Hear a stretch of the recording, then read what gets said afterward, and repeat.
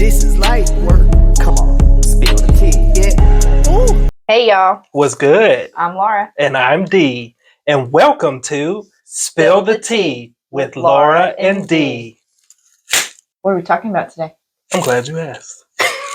Our Candid Convo for today is how to come up with an investment plan. Planning, my favorite. Mm-hmm. I like to plan. I kind of broke it down into a few different steps, but it starts off with really just knowing what the actual goal is, right? How do you plan without an actual goal? Right.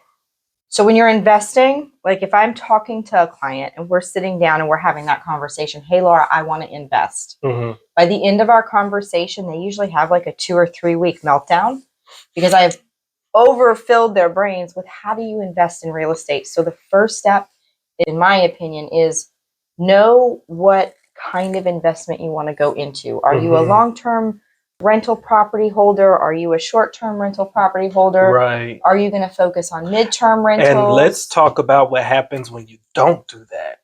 Because you just run around and it's like squirrel, short-term rentals. Correct. Squirrel, a rental. Squirrel, a flip. Squirrel, land. Correct.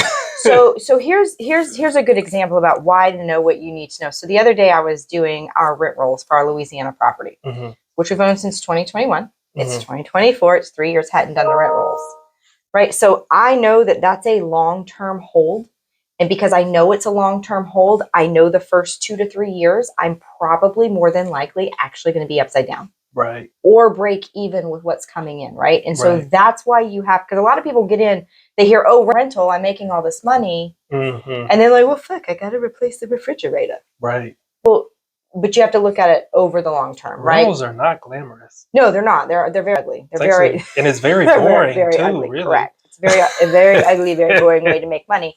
But Craig and I were laughing because if you look at year one for that rental, because we had to do some renovations, we had to do all of these different things, where it looks like we actually went in the hole about $10,000. Right. And if you don't have a plan and you don't understand that that's the process with a short-term rental, you're really not going to see a turnaround on that for a few years, especially if you have a loan on it, right? If you can pay cash, it's a little bit different. But again, having that plan, knowing what kind of investment, if you want to make money very, very quickly, you're probably looking at a short-term rental or flips, right? So knowing your objective in that investment, what are you after? And what does that plan entail? Are you going to make money immediately? And if so, what does it look like? You need a 5-year plan for each property that you're holding. Right. That way, as you walk through it, year 1, I'm making this. Year 2, I'm making this. And by year 5, if you're not making this, or by year 3, if you're not making this, then you can make an adjustment. Right. Right. And I think once you've started to come up with what your goal is or what your couple of goals, if you're still trying to get it down to 1 or maybe even 2, just write it down, right? Because then at that point, it's just like, if you leave it in your head, you're kind of doing yourself a disservice because, you forget what you your goal spend your really whole is. time trying to remember the goal. Right. And it's like by the time you come up with steps, somebody asks you, oh, how are you coming on your investment plan? Oh, I know the goal. I had some steps. Right. And speaking of steps, I think one of the better ways to starting with that goal, what you can do is kind of reverse engineer. Right? It's just like marketing. When you create a funnel, it's like, how many clients do you want? Well, now you can figure out how many leads you have to have. Correct. Then you can figure out how many people you have to talk to. Correct. Reverse engineering is so important in the plan. Like for sure. It's and I think we were talking earlier, you can use this plan for any business, right? This is not just the steps to get to investing in real estate. It's the steps to get to, putting any business plan in action. And I love the reverse engineering things because we do that with my team that I mentor, right? So in October, if you're going to build a business, you should be planning in October to start your plan in January. If you're going to start on December, day 1, wait, you don't start planning in January. Not how that works. Unless your fast year is like, June, that's fine. But anyway, when we're sitting down with our mentees and the people that we help coach in real estate, as far as realtors go, the first process that we take them through is figuring out how much money do they need. And then we reverse engineer it and figure out all the way backwards how many phone calls they need to make. And I think that's where an investor needs to start, right? And so how are you going to execute that plan? right? Right. If you want to buy 3 houses this year and your goal is to buy 2 of them as flips and 1 of them as a rental, Right. right? So then, it's different conversations on the phone. A rental, obviously, you're going to be willing to pay closer to fair market value for. Right. Your flips, you need a system. Okay, here's what I want to make. Here's how much I can spend on this particular house. And you know what that looks like. And if you reverse engineer that plan, you actually can figure out down to the number of phone calls or offers you need to make daily. And I love this process with my clients because once we go through it and they realize that, like, if you're an investor, the average is you actually get a yes out of 1 out of every 20 offers. So if you want to flip 3 properties that year, well, you're 60. writing 60 offers, Right. right? And Right. there's formulas and different systems that you can use to reverse engineer that. And it takes a very, very, very, very big goal and turns it into very, very, very small steps that make that goal achievable. Right. My favorite quote or my favorite saying is, how do you eat an elephant 1 bite at a time? Right. And that's what reverse engineering does for your business plan. And so, I mean, really, how many times do you hear people say something along the lines of, if I just had clear direction, I'd be doing so much. Right. That's and why it's they just hire like, me. if you do just the reverse engineering, Clear direction. right? Imagine the phone calls, right? How many phone calls do I have to make? Okay, well, how much money do you want to make? Correct. How many and clients it makes do you it not need? so scary, right? If I only have to make 60 offers a year, if I want to flip houses, okay, well, I go look on the MLS and, I've got a system on the MLS. I'm going to make offers to houses that have been sitting for more than 90 days for this, for that, right? We have the system that tells us who to make an offer to. Right. And if I only have to write 60 offers a year, well, just 365 days. That's not an offer a day, my friend. Like, that's an offer every 4 days. You write an offer almost a week. Right. And you should end up with your 3 properties. And it becomes manageable and not overwhelming. And I think that's where failure and success flip. Right. Is when it becomes manageable. You become successful when your plan is manageable. Right. So I think the next step is kind of getting into the weeds a little bit. And I think that kind of helps with making it manageable, making it, what's the word? Like reasonable, right? Attainable. Right. Because attainable. I love that word. Right. Because sure, you have your goal. Yeah. Sure, you've reverse engineered and found out, right? What if you have a number that's overwhelming? Right. Yes. And it's just like, okay, well, if it's overwhelming, how do I get there? Right. Well, it's not attainable. And then you know that you still need to chunk down from there, right? It's working backwards. I was once taught, and it's also following people that, asking questions and following people to help you get there. I was once told that if you're trying to get somewhere, you find someone who has done it before you that you can physically touch. Don't look at a celebrity. Don't look at somebody who, I want to be like that. Might be the person you want to get to, but you got to figure out all the steps to get to where they are. My favorite saying is, your network is your net worth. Correct. Who do you know? And who are you hanging out with? Who are you spending time with? It starts with your mentors and your coaches and people that you can just ask, like, hey, I have seen you do this. Correct. I am doing this. What am I doing wrong? Correct. Get that plan. That road. Right. Then from there, it's just stick to the damn plan. Right. It's like, because that's the hardest part to me, because it's boring. You don't have a boss is why. No, and it's boring. Right? Success is very boring. I've already made 10 phone calls. What's another 5 phone calls? Part of the fucking plan. Right. Right. Well, it's a marathon, right? And many of us want to get there immediately, overnight, and that's not how it happens. Success is a marathon, and it's boring. It's usually, unless you win the lottery. Right. And then that's a whole, you're going to be broke in 6 years anyway, and that's a stat. Right. So if you have that plan, you're going to get there, you're going to work through it, and you're going to be successful at the end. I think a lot of times as you're working through those plans, right, just do it, just get it done, stay on track. I think a lot of us beat ourselves up because we'll be on track. We're going to write our offers. We've got 60 offers. So I'm going to write 1 offer a week, right? That gives me 52 offers. And then there's going to be 8 weeks that year that I'm going to write 2 offers, right? And maybe I'm going to plan that out through the year.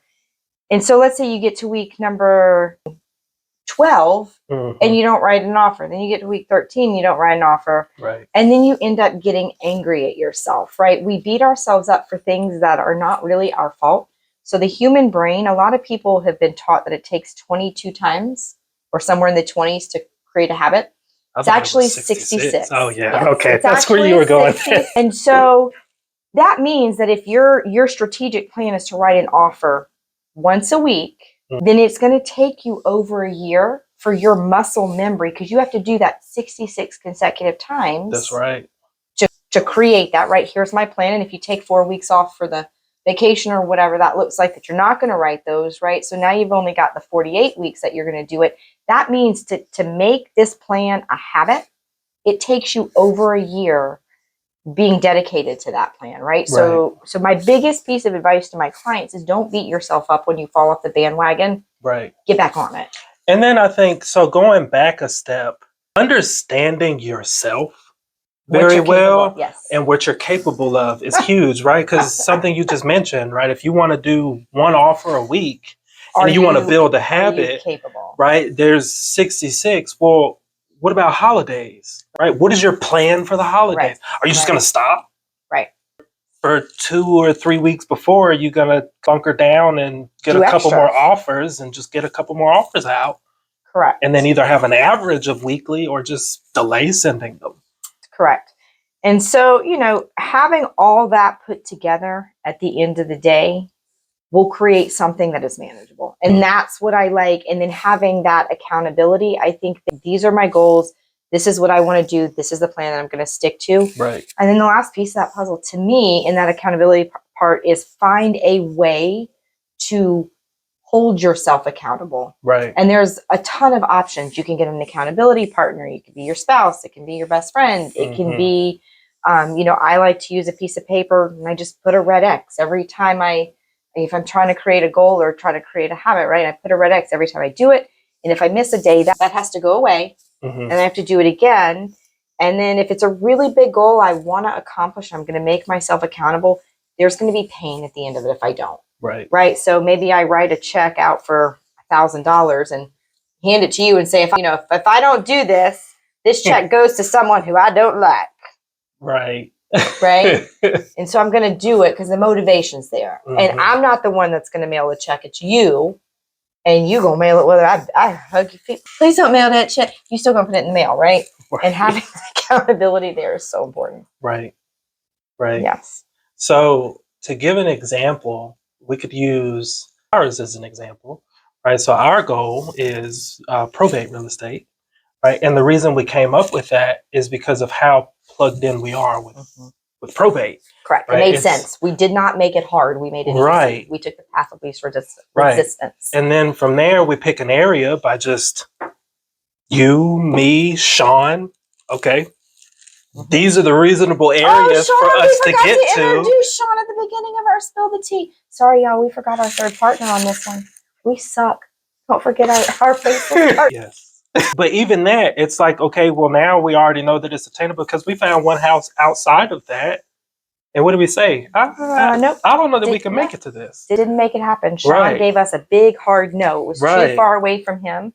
And being the contractor, he has to be on site. And despite the fact that the numbers were amazing. They were good numbers. But sometimes you have to say no. And that's the hard part about sticking to a plan, right? Just say no. Yes. Or no. Just do it and say no.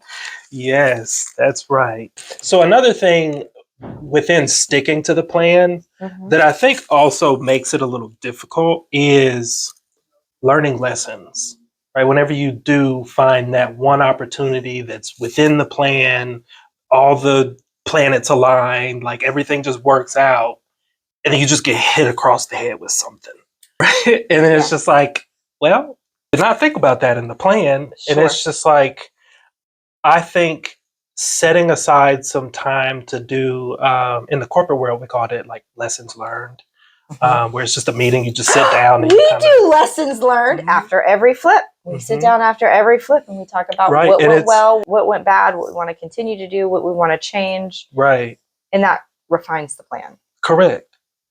While still sticking to it.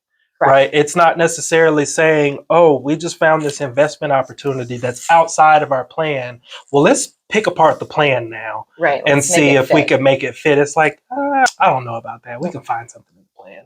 Correct. I agree. It may take an extra day. It may take an extra little bit of time, but it may take an extra couple months. Right.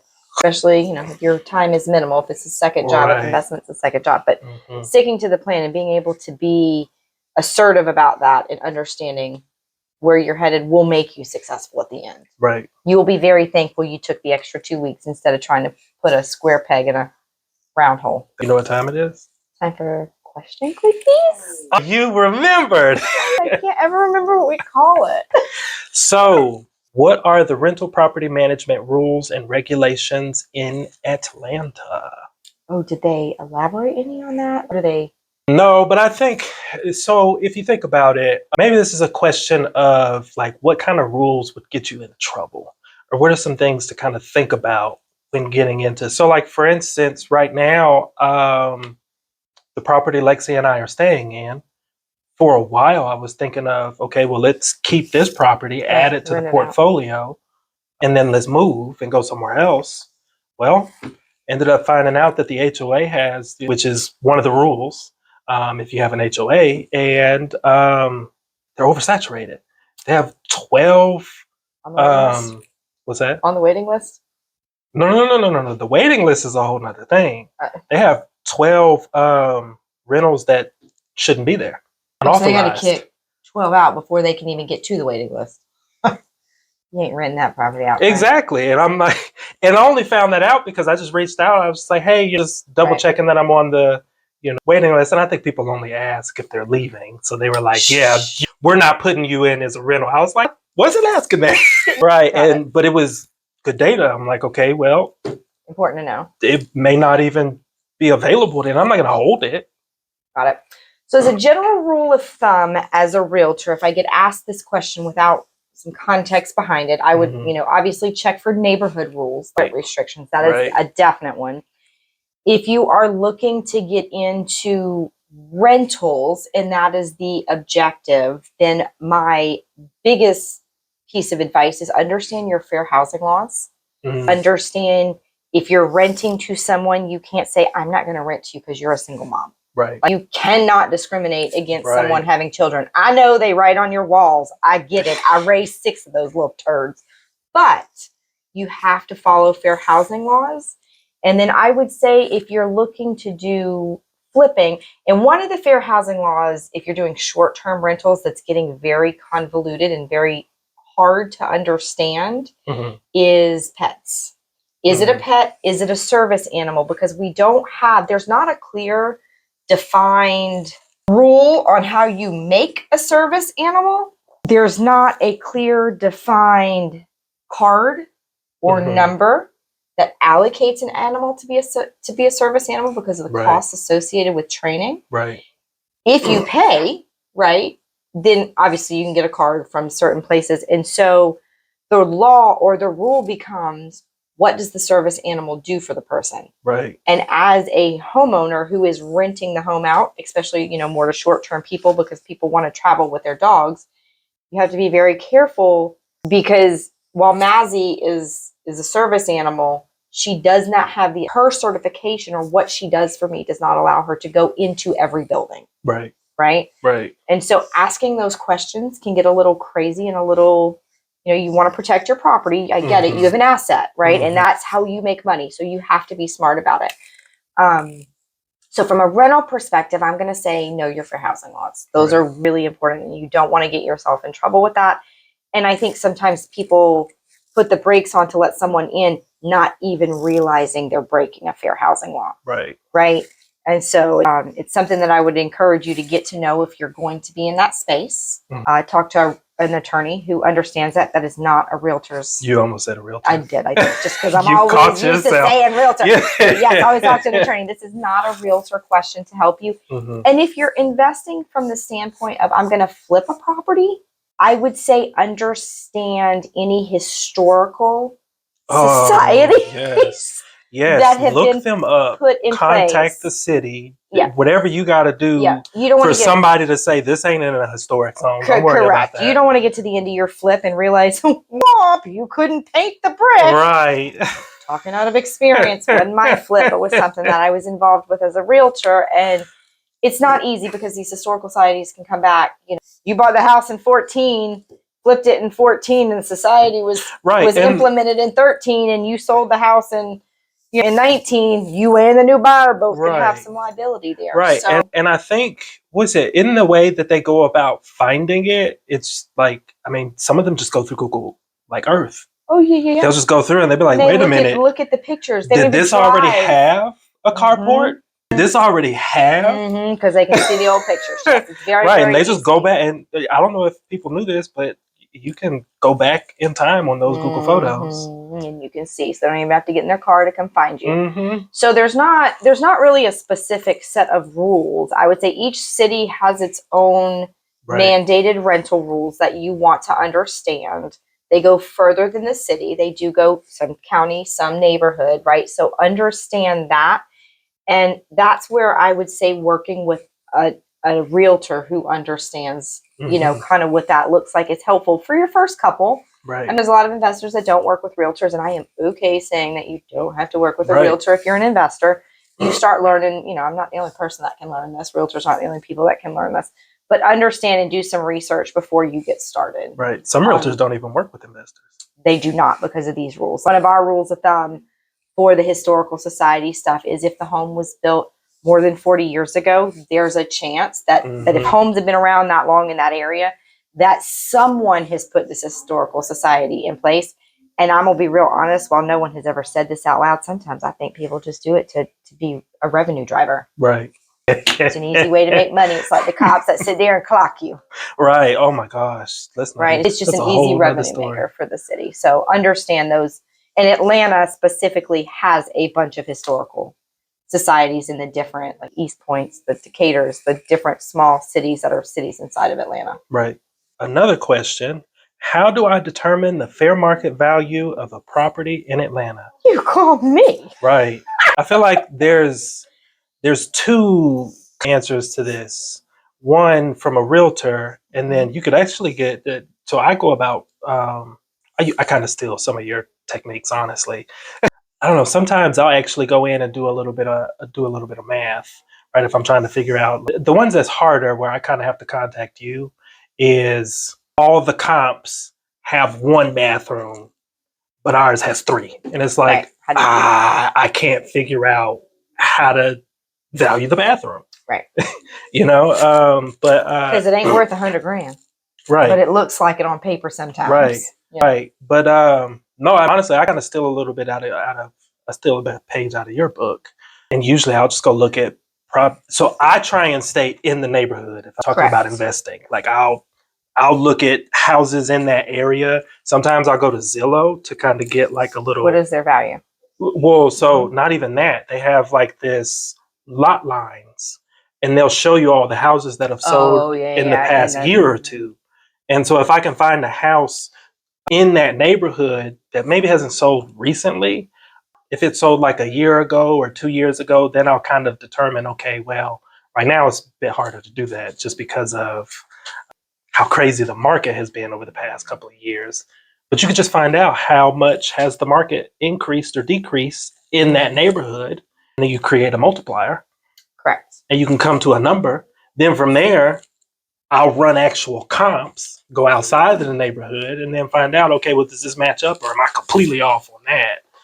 Right. And then at that point, I'm like, Laura. Right. So I'm going to dumb it down for you just a little bit. I like to use the A plus A minus B plus B minus system, or C. Right. So if you're in a house and you are trying to run comps and you are trying to figure out what is this house worth, right? What is it worth in current value? What is it going to be worth after I get done? It's understanding that your lenders also have a system like that, right? So when their appraisers come in, their appraisers are going to rate your house. The first thing to do is to figure out, where does this house that I'm going to buy fall on that line? Is it an A plus house, A plus, Joanna Gaines kissed every single corner? It is staged. There's literally nothing to do. Literally not one thing left to do, right? An A minus house, I like to call cookie cutter builder grade house. The kitchen's going to be done. Maybe the master bathroom's got stone in there. Maybe it's done nice, but there's going to be an unfinished basement. Secondary bathrooms aren't going to be finished. Bedrooms are probably still going to have carpet in them. There's going to be Stairs are probably going to have wood instead of wrought iron, right? There's going to be things that you could go in and still update, but you're still very close. You know, you're still top dollar. A plus is an inflated dollar, right? In this market, A plus, you are paying an inflated price. You're going to have multiple offers. You know, we're still don't have enough properties on the market for the number of buyers we have. Because people don't be wanting to fix up the properties anymore. Well, nobody wants to fix them up, and nobody wants to move away from their 2.2% mortgage, right? Like there's two things. I don't even think of that. There's two things going in. It's going to take us about 10 years from 2020, when the market dropped into the twos. It's going to take, I think it's 60% of owners have a market, an interest rate under 4%. I think 40% of people have an interest rate under 2% or under 3%. Oh, wow. Yeah. So it's going to take about 10 years for those people to say, I have to move, right? For us to see a normal amount of houses hit the market. And so an A plus house is going to go for an inflated dollar amount. An A minus house, you are going to be able to sell it today and sell it in 5 years without doing anything and get top dollar for it. A B plus house is going to be a house that is livable, but it's got some needed updates, and more than likely, even if you only hold it for 5 years, you're going to probably do an update. B minus house, it's livable, but everything needs to be updated. And if it's not going to go into C condition, you have to start making some updates, right? So that's kind of your first thing, is figure out where your house falls on the line. Then you need to start looking at other homes that are equal based on pictures, which is kind of hard because we're kind of like magicians. Our photographers are awesome, and they make our houses look way better than they are. So let's just be honest. What is this? Right. And so anyway, you want to go in and you want to kind of rate that house that way. You want to learn how to see past the pictures, right? Start looking at little things, look at small details in the pictures and stuff.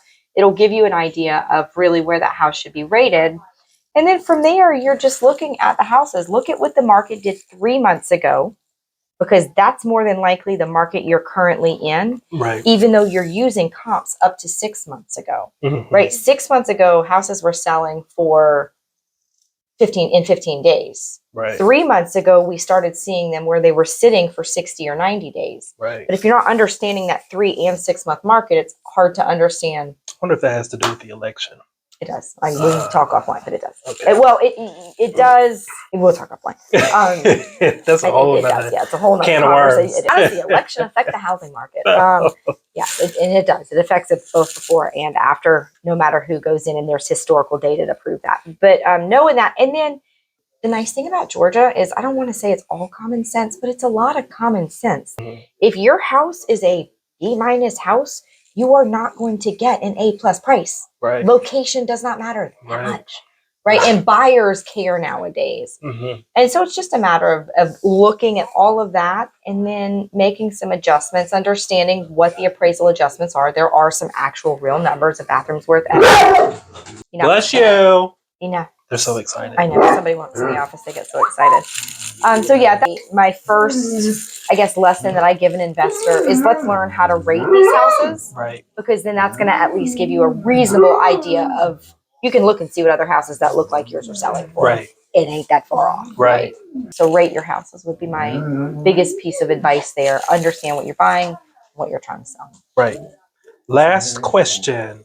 What are the local real estate market trends and economic indicators to look out for in Atlanta? As an example, one of the first things that I'll look for in a specific area is government spending. I'll figure out what plans they have. Sometimes you can pull documentation. Even better if you can get to one of those god-awful government and they talk about like what's going on in the area.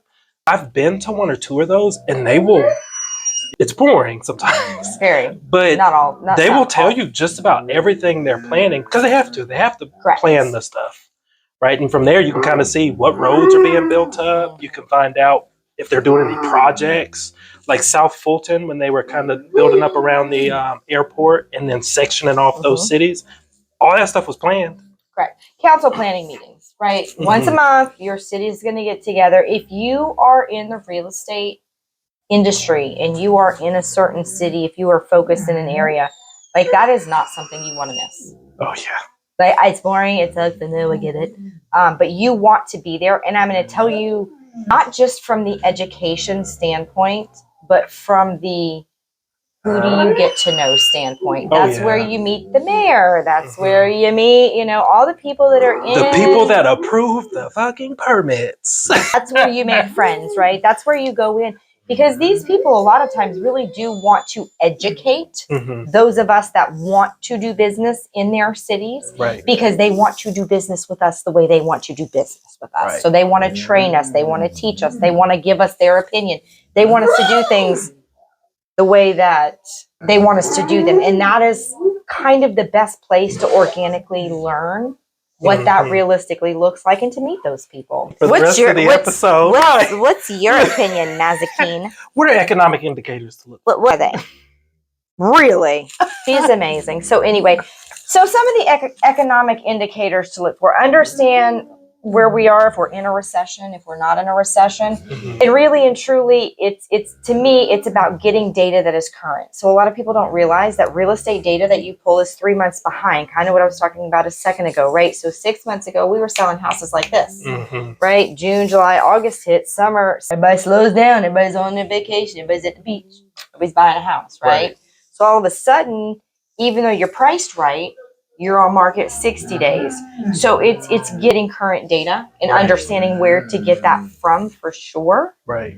And it's like you said, just being in the know with the meetings and stuff in the cities. Right. That's where we get most of our data from.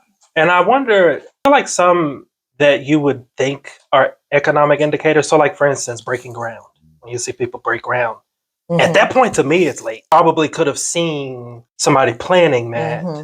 Right? You could have seen the sign go up. Correct. Right? Oh, we've got plans for this. Somebody buy it. Right? So, know what that is. Oh, yeah, the darn box. Right? You see a fire property for like forever, and the next thing you know, the box goes on it. Correct.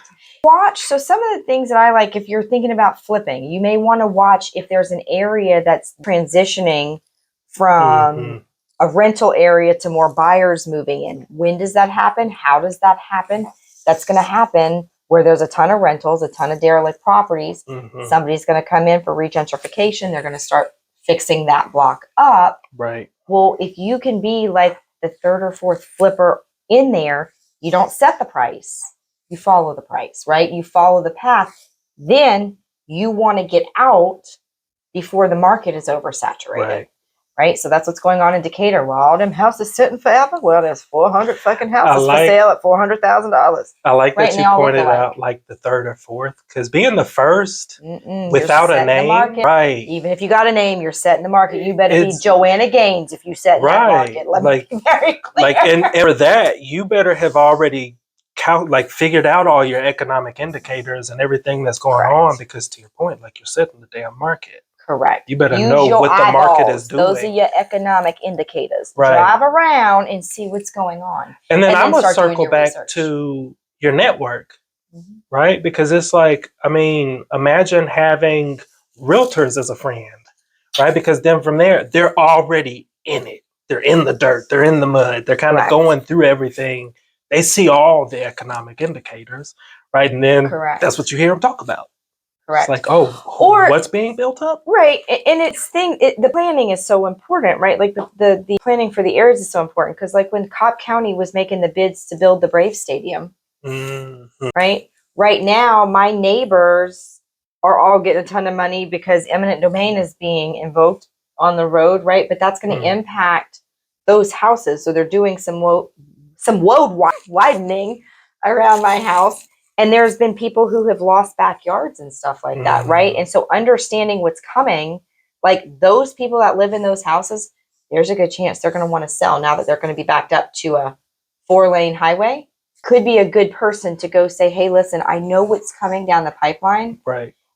I don't want to see you lose a lot of money on your house. And that's what's going to happen, because you went from a very, not quiet because it's full of traffic, but what felt like a quiet 2-lane road outside of traffic times. Right. To now what feels like a highway. And so you could potentially pick that house up easy. The seller may not even know that's coming, right? Because you're at that business planning meeting. You knock on that door. Hey, Mr. Seller, I got some bad news for you, right?